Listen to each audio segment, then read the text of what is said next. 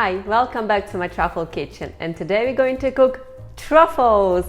The shortest list of ingredients will tell you everything you need to know about this recipe. It's simple, it's very delicious, and it's very easy to make.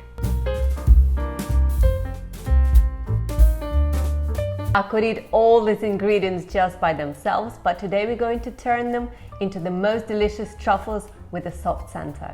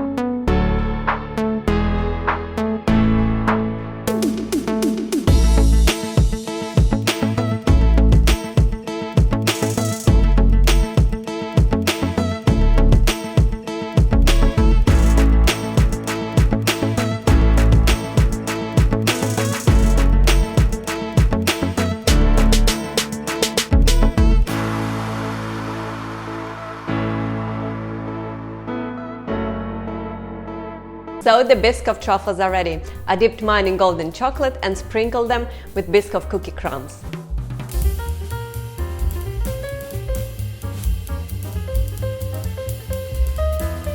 Thank you for cooking with me, and I'll see you in my kitchen next time.